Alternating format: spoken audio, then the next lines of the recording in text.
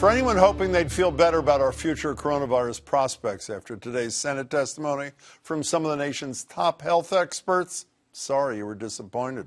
If you think that we have it completely under control, we don't. There is a real risk that you will trigger an outbreak that you may not be able to control, which in fact, paradoxically, will set you back, not only leading to some suffering and death that could be avoided, but could even set you back on the road to trying to get economic recovery. And when it came to Dr. Fauci's assessment on safety in kids, things weren't looking much brighter. I think we better be careful if we are not cavalier in thinking that children are completely immune to the deleterious effects. At the top speed we're going, we don't see a vaccine playing in the ability of individuals to get back to school this term.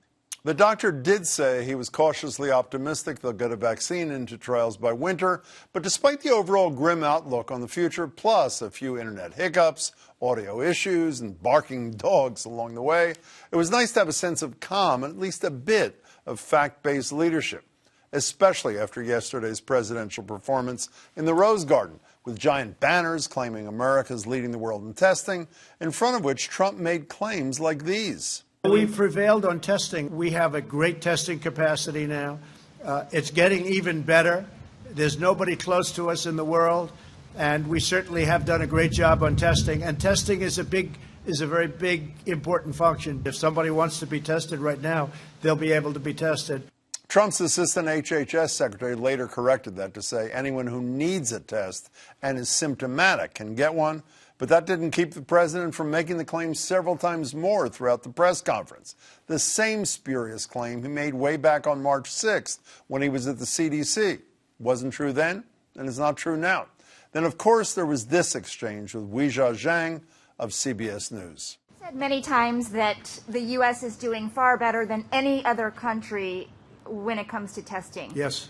Why does that matter? Why is this a global competition to you if everyday Americans are still losing their lives and we're still seeing more cases every day? Well, they're losing their lives everywhere in the world. And maybe that's a question you should ask China. Why are you saying that to me specifically? I'm telling you, I'm not saying it specifically to anybody. I'm saying it to anybody that would ask a nasty question like that. That's not a nasty question. Please go ahead. When Trump then called on CNN reporter Caitlin Collins, she tried to let Zhang finish her question, at which point, as you see, the president left the press conference. I'd like to say it was a surprising turn of events there, but I can't, given Trump also used the occasion to talk about what he called the greatest stock market numbers ever, his border wall, and supposed crimes committed by Obama, responding to a Washington Post reporter's question about just what those crimes might be with this. You know what the crime is. The crime is very obvious to everybody. All you have to do is read the newspapers, except yours. Overall, on the troubling scale, yesterday's event, at least for me, comes right behind that injecting disinfectant press briefing. I'm joined now by a man who was there for this all, as he almost always is, ABC News chief White House correspondent Jonathan Karl. His new book, in fact, is called Front Row at the Trump Show. John, it's great to meet you. Thanks so much for being here. Thanks for having me. So let's start with yesterday. Trump obviously has a habit of verbally abusing reporters, particularly women, even though he has gone at you from time to time. Zhang and Caitlin Collins from CNN decided to take him on. In your book, you urge reporters to what you call not take the bait, because you suggest it feeds Trump's narrative that the press is the opposition party. Were they wrong yesterday? I have to say I was cheering them on. Were they wrong? No, they weren't. Weijia acted in a very natural way. She had asked an entirely legitimate question, a question that had nothing to do with China, by the way. And the way the president shot back at her, and it was more in his inflection than what he said. You could see it. She felt that he was personally taking her on because she's a Chinese American, and she reacted. It was a very pure reaction, and I think it was entirely appropriate. It's a tough balance. You don't want to become the story. You don't want to look at like you're the one engaged in this kind of one-on-one battle with the president. But, this has taken a dark turn. This has taken a serious dark turn, and I think her response was appropriate. Speaking of becoming the story, it wasn't that long ago, there was another reporter, I can't remember who it was, at a White House press conference a few weeks ago, when the president suggested that no matter what he did on testing, that there was going to be bad reporting, and the reporter in the room says, that's not true. What do you think of what he had to say? That was me. I know that, John. Did you just blurt that out, or what were you thinking? I did, and frankly, it was again in the moment, and I got to the point where he's saying something that is factually incorrect. It wasn't so much that it was an attack on the reporters, but it was an attack on the notion of objective reporting. The vast majority of the people that cover the White House, that cover this administration, the reporters that are out there every day. By the way, now we go there every day, and to a degree, we're putting our own health at risk in that White House. This is serious business. This is the biggest story of our lifetimes. And it was absolutely, completely, ridiculously untrue, and that's why I blurted it out. It wasn't it wasn't something I did with forethought. It was something that in the moment. No premeditation.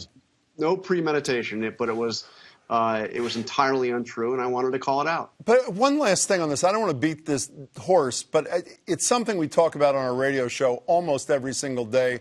There's one of these events. I see your point of view, and I respect it, that you don't want to buy into this thing so that Trump can say, look at those people. They are the enemy of the people. But the flip side is, when a person or a group of people are attacked, are branded the enemy of the people, if they don't defend themselves on the spot, doesn't that feed another dangerous narrative that you guys are the enemy of the people?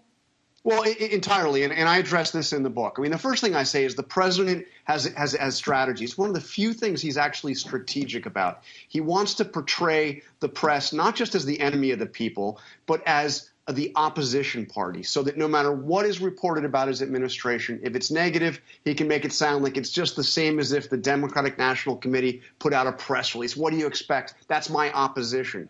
So I don't want us to play into that and to appear like the opposition. But what I also say is that when he brands real news fake, when he calls a free press the enemy of the people, the record does need to be corrected. And he is trying to undermine the very notion of truth by doing that. And it does need to be corrected. And it's a fine balance here. And like I said, I think we've entered a particular phase here where it really does need to be called out. Let's go back to those thrilling days of yesteryear. I love the opening of your book when you talk about your first meeting. You describe yourself as a 26-year-old cub reporter who just calls up and says you'd like to talk to Donald Trump. It so happened it was at the time that the highest profile newlyweds in the world, Michael Jackson and Lisa Marie Presley, were holed up in Trump Tower. That was 26 years ago, your first meeting. In your epilogue, you say the president's goal, Donald Trump's goal then, was the same goal he has now in a different job, to make the story all about him. In what other ways is he not the same person he was when you met him as a 47-year-old developer? Well, the biggest differences are the stakes. I mean, back then he was just a developer. He was just trying to put on his own, show. He wanted to make it look like he was the biggest, the richest, the glitziest, had the best, the best building in New York, the best casinos in Atlantic City, the best steaks, the best everything.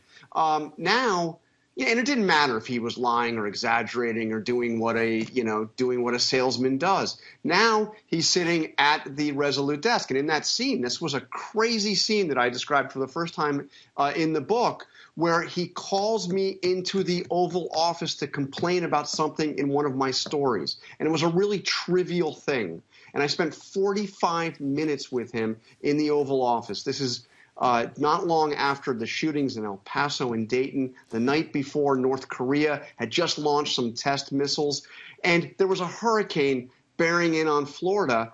And I had done a story where I noted that he said the hurricane was going to go to Alabama, and the National Weather Service said it wasn't. You remember this, Hurricane Dorian. It was before it turned into Sharpiegate. I was like the first network report on this. And he called it a BS hurricane report. And it aired on Labor Day. And I'm sitting there going back and forth with him on this, and the subjects are going round and around and around. And I'm thinking, this is the same guy that I was in Trump Tower with 26 years ago. But back then we were talking about Lisa Marie Presley and Michael Jackson and how great his building was and why they wanted to start their honeymoon there and the secret tunnels they could come in and out of underneath so they could avoid the camera. But it's the same guy, the same look, the same inflections, the same me, I've got the greatest. I'm the greatest. You know, John, in your book, you go where many reporters feel fair to tread. You go into the president's, well, indirectly into the question of the president's mental health. You talk about Mick Mulvaney, who was then, I guess, just become acting chief of staff. He calls some of the senior staff people down to Camp David, and he urges them to read a book, actually written by a guy from Tufts, a couple of miles from here. What was the book, and why do you think he was making it recommended reading? This is an extraordinary thing. So I wrote my book to tell the story, because this is a story like I don't think any other White House correspondent in history has quite experienced, a relationship like this with a president like this. But as I was doing it, I also did reporting on what was going on behind the scenes at some of the big moments. And this was an amazing revelation. Mick Mulvaney assigned the book. It's called A First-Rate Madness. And it was just after he became acting chief of staff, and he was bringing the senior staff, there it is, bringing the senior staff out to Camp David. And this book, which I have read, and I've actually talked to the author now, makes the case that some of the best leaders in history during times of crises have been mentally ill. And he makes this case rather melodically. He makes the case that Churchill had a mental illness and that Neville Chamberlain was perfectly sane. And he makes the case that General Sherman had a mental illness and McClellan was completely insane. And he talks about why these insane men actually turned out to be great leaders. And to me, the case that was being made here was pretty obvious, which is Trump may be crazy, his acting chief of staff was saying, but that's a good thing. And what you think is insane, what we all might think is a little insane, just let it play out. This is the key to genius. So as I said, the corollary to that was don't try to change him. Don't try to channel him. Let the crazy play out. But that author also says, while it can be a good thing, it's not always a good thing in a leader. Yes. Is that not correct? That is exactly correct, and that part probably didn't really stick out to Mick Mulvaney at the time. And now, by the way, I've talked to that author since my book has come out, and he says that he is convinced that Trump is the wrong person at the wrong time. But that's why I think. But Mulvaney was reading that for the reason that the case was made that mental illness is a good thing in a leader. So, John, in your epilogue, you write, I fear President Trump's war on truth may do lasting damage to American democracy. Has it not already? Well, I fear that it has. We are in a situation where half of the country, well, less than half, but nearly half of the country will not believe anything that is said by the White House, by this White House. And maybe nearly a third to half of the country won't believe anything that they see in a newspaper or see in a program like this. And, if you want to try to overcome the deep divisions in this country, which I think that we must, if you cannot agree on what the basic facts are, you can't overcome those divisions. Now, I hope that we will, the pendulum will swing and we will get back to a place where people can agree on what the facts are. But I do worry about the lasting damage that's done, because I think Trump has had an impact on the press that has not been particularly good, and he's had an impact on his political opponents as well. And I think he sent the message that you can go out there and say things that are completely untrue, and you can vilify anybody who criticizes you or and just basically say that it's all fake and made up and get away with it. Well, and we also may be learning in this current mess that those untruths can actually be deadly. So consequences are far beyond just politics. John Karl, I loved reading your book in bed last night. I hope everybody does. Good to meet you, and thanks for your time. Great. Thank you. The book again, Front Row at the Trump Show.